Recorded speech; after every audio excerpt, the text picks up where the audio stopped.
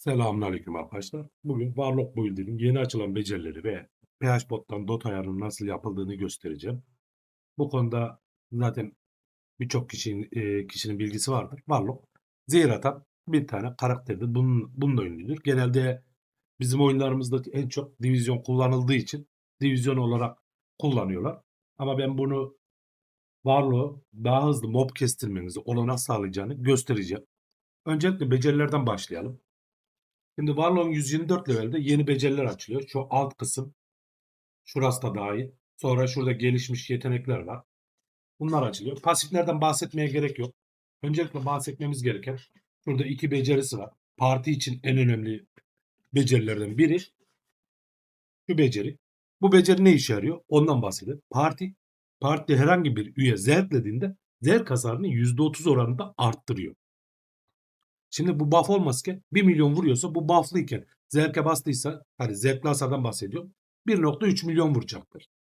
Bunu bastığınızda örnek veriyorum herhangi bir build'e geçtiğinizde bu buff burada kalır. Aynı şey gibi. Recovery ile orbit mantığıyla düşünebilirsiniz.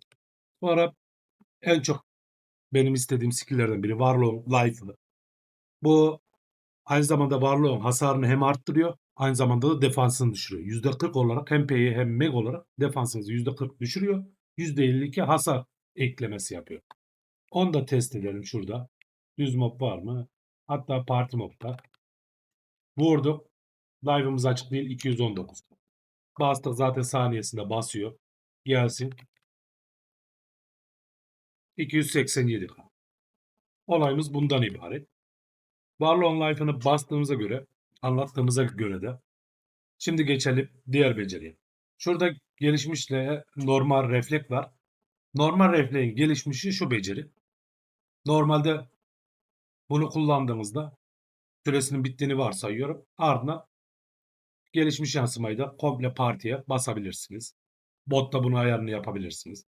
O size kalmış. Sonra Dusk Armor'u silelim. Düşünü bastım. Dusk Armor'un gelişmişi şu. Bu kesinlik hasar dediği gerçek hasar. Etrafında döndükçe o moba sürekli nasıl anlatayım onu? Zırhı yokmuş gibi zırhını yok sayarak sürekli olarak hasar vurur. Şimdi kullandım. Bakın 7K 7K. Ha bu levele göre değişiyor. Sizden yüksekse yüksek moblara şey vuramıyorsunuz. Gerçek hasar vuramıyorsunuz. Yani bu kulut mantığıyla düşünün. Ekranda şu dönen çift noktayla sürekli olarak moba hasar vuruyor. Şunlar vampir öpücüğüyle şey neydi şu vampir dokunuşun gelişmişi. Ben pek fazla kullanmıyorum. Gerek yok. Şu işte size mob ya da şey düşmanımız target aldığında vurması için size yaklaşması gerekiyor. Şurada kaç metreymiş? 10 metre alanımıza girmesi gerekiyor. Size yakından target alacaktır. Sonra gelelim esas konumuza. Divizyonlarımız artı dot ayar yapacağımız zehir bufflarımız. Şimdi bottan öncelikle şundan bahsedeyim. Korumadan bu çarı sola kasacaksanız burada hiçbir şey yapmanıza gerek yok. Ama partide kasacaksanız hani bu şekilde partili modda ve düz moblara bu çarın target almamasını sağlayın.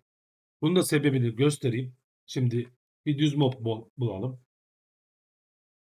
Orada da biri var. Ha şurada. Şimdi 2-3 tane debuff atayım. Misal.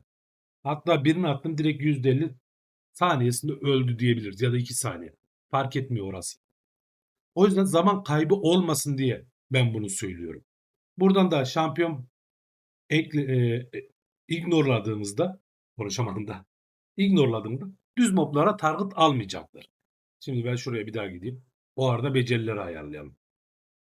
Şimdi gelelim saldırı buff kısmı. Buff kısmı dediğim gibi ekleyeceğiniz Warlock'un life'ını ister bastırın ister bastırmayın. Ben şimdilik kapatayım. Şu Avaki'nin bulut.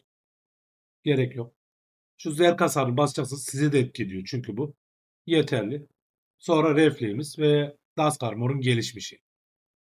Şimdi becerilere geldik. Ben şuradan jungle'ı çekeyim. Oradan buff'larımızı ayarlayalım. Bunu ayarladığımızda size kalmış. Nasıl ayarladığınız. Ben bu şekilde ayarlıyorum ve gerçekten diyor benim bayağı bir işime yarıyor. Öncelikle divizyonlarımız yani defans düşürücü buff'larımızı ekliyoruz. Şuradan Ignore Armor da ekledim. Gerçi düz moblara saldırdığınızda bunu yapmanıza gerek yok da. Gerisi şey değil. Şöyle DO'ya bastığımızda bu gelir. PO'ya bastığımızda ikinci sıradaki Fatal gelsin. Ekledik mi? Hiç. Sonra şunu sıradaki başka ne var? Brand ekledik. Dark. Burada son olarak da Evil. Buraya isterseniz şuradaki buff'lar da buff'lar demişim, düzeltiyorum. Hasar becerilerini de ekleyebilirsiniz. O size kalmış. Şimdi biz debuff'larımızı eklediğimize göre şimdi yapacağımız ayar öncelikle becerileri sırasıyla kullan. Sonra KS yap. Buradan şunların üçünü işaretlemiyorsunuz. Zehir tutunca canavar değiştir. Bir zehir. Bir yapıyorsunuz. Gecikme azaltma ve geldik en önemli konuya. Şurada belirli canavar türleri için beceriler yoksa düşük becerileri kullanır. Bunu işaretliyorsunuz ve bu seçeneği de açıklıyorum. Bu seçenek örnek gösteriyor. Giant Parti'de herhangi bir buff veya hasar skillim ekli değil. Veya General Parti'de. Burada genel ve üstü oldukları için bunu kullanmasını sağlayacaktır. Ha, size her birine ayrı ayrı ekleyebilirsiniz. O size kalmış bir tercih. Bu şekilde kullanıyorum ben. Daha portatif oluyor diyeyim. Şimdi düzeltiyorum. Warlock'umuzun botunu başlattım. Önce buff'larını bastım. Sonra şu menzili ayarlayıp büyütelim. Debuff attı. Bekliyoruz. Şu an sürekli debuff atıyor. Dikkat edin, arkaya attı 2-3 tane. Geçti. Bir tane attı, geçti. Sürekli bir de bu debuff'lar şöyle göstereyim. Hani eş zamanlı saldırı yakındaysa 3 mob, 7 metre içindeyse 3 mob'a kadar işliyor bu debuff. O yüzden daha avantajlı oluyor. Dikkat edin, hepsine debuff attı değişti. Gördüğünüz üzere sürekli olarak hasar vuruyor. Bu yüzden zaten dot deniyor. Dot'un da açılımı işte şurada, bot ne yazmış? Zaman içinde saldırır. Hani zamanla sürekli hasar veriyor.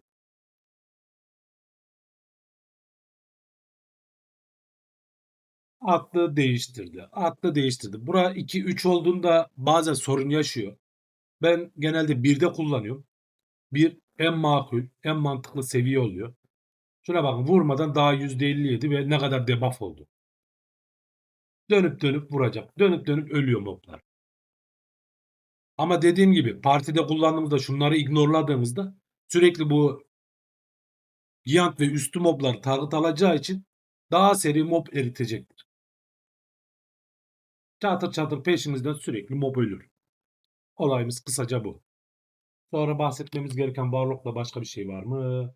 Scream Mask. Bunu unuttuk herhalde. Bu mob veya herhangi bir düşman bu parti üyelerinize basılıyor. Target aldığında stun yemesine olanak sağlıyor. Olasılığı da %50. Hani iki vuruştan birinde %50 ihtimalle, ya düzeltiyorum, her vuruşta %50 ihtimalle stun yiyecektir.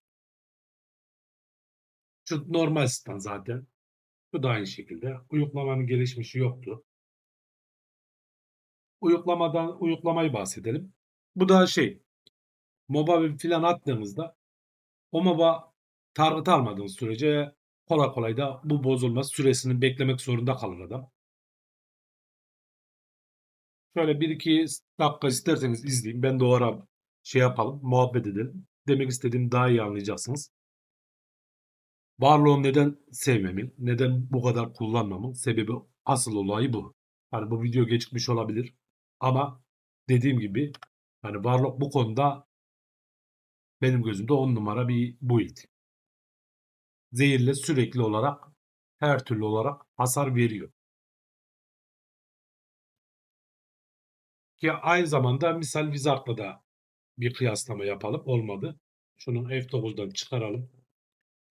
Şimdi bir saniye, mübariz neredeydi? Şuradan mübarizi açalım. Mübarizin en fazla vurduğu becerisi şeydir. Şuradan piyade devam etsin hatta. Meteor'un gelişmişi. Dikkat edin, atak rate'den bahsediyorum. Şurada büyü atak gücü 4283'e 5235. Ve parantez içinde 439 atak rate. Şimdi Warlock'taki geliyoruz hasara 4507, 5509. 4507 ikisi de aynıymış hatta. Dikkat edin, atak rate olarak en fazla skill'e sahip olan build'dir Warlock aslında. Meteor'la bir vuralım. Kaç vurdu? 483. Bizim Bıçar kaç vurdu? 300 küsür. Hatta şurada. Ama şöyle bir şey var. Debuff'tan sürekli hasar vuracağı için Wizard'ım. Gel şura. Düşünün vurdu. Kaç vurdu? 290. Pardon, life kapalıymış. Orayı unuttuk. Şöyle açalım. Şimdi vuralım. 265. 282. Arada hani yarı yarıya yakın bir fark var. Ama dediğim gibi o zehir ayarlar sayesinde Warlock büyük ihtimalle Wizard'ı hasar konusunda geçebilir. Bir de bu Wizard'ın elindeki 17 Rare, bu da 17 Mage. Hani ondan da kaynaklanıyor. Bir de int sayıları farklı. Bu 730'da. Bu 830'da. Arada 100 int var. Hani o yüzden hasar farkının uçuk olması sebebi o. Benden de bu videoluk bu kadar olsun arkadaşlar. Hani umarım olabildiğince kolay bir şekilde bahsedebilmişimdir. Umarım çok işinize yarar. Zaten bu dediklerimi test ettiğinizde slotta parti moblarınız, ne bileyim, daha fazla mob kesmenizi nasıl arttırdığını fark edeceksinizdir. Allah'a emanet, kendinize iyi bakın.